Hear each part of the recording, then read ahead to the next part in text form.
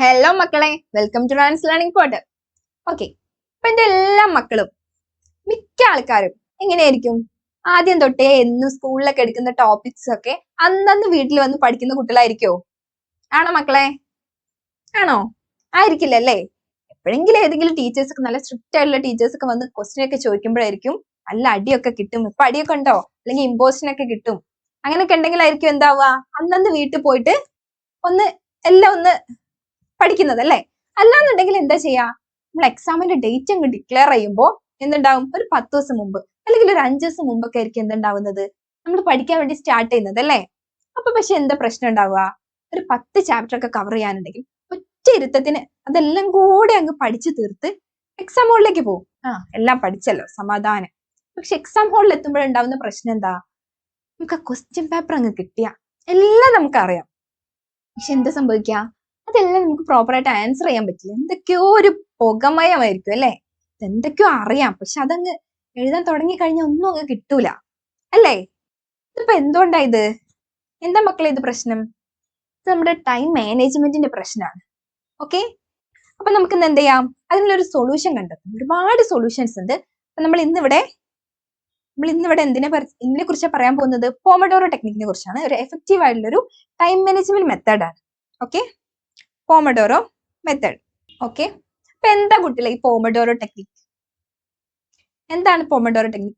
നമ്മുടെ പഠിത്തത്തിന്റെ ടൈമിനെ focused intervals ആയിട്ട് divide ചെയ്യുന്നതിനാണ് എന്തെന്ന് പറയുന്നത്, പോമഡോറോ ടെക്നിക് എന്ന് പറയുന്നത്. അത് എങ്ങനെയാണ് ഡിവൈഡ് ചെയ്യുന്നത്? ഈ കുട്ടികളും കൂടി നോക്കിയേ.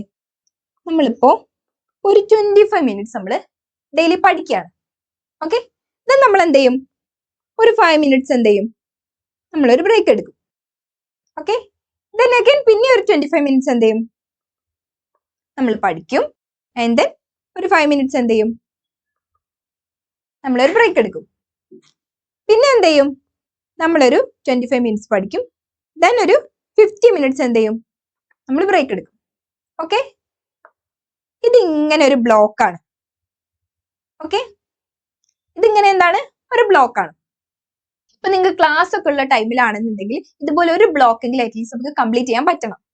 ഓക്കെ, ഇനിയിപ്പോ ക്ലാസ് ഒന്നും ഇല്ലാതെ ഫുൾ ഡേ ഫ്രീ ആണെന്നുണ്ടെങ്കിൽ അറ്റ്ലീസ്റ്റ് ഒരു 3 ബ്ലോക്കോ 4 ബ്ലോക്കോ ഒക്കെ നമ്മൾ എന്ത് ചെയ്യാൻ നോക്കണം, ഇങ്ങനെ കംപ്ലീറ്റ് ചെയ്യാൻ നോക്കണം.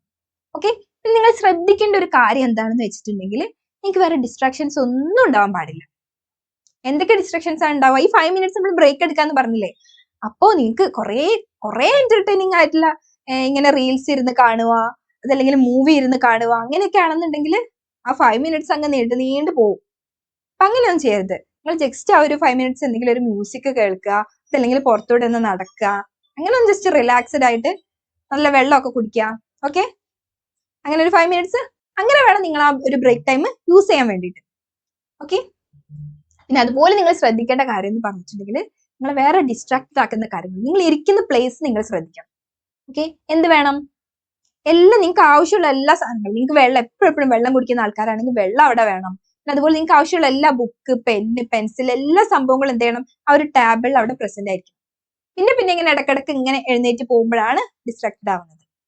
ഓക്കെ, എല്ലാ സംഭവങ്ങളും നമ്മൾ ആ ഇരിക്കുന്ന ചുറ്റും വേണം. നമുക്ക് എന്തൊക്കെ ആവശ്യമാണോ പഠിക്കാൻ വേണ്ടിയിട്ട് അതൊക്കെ അവിടെ വേണം.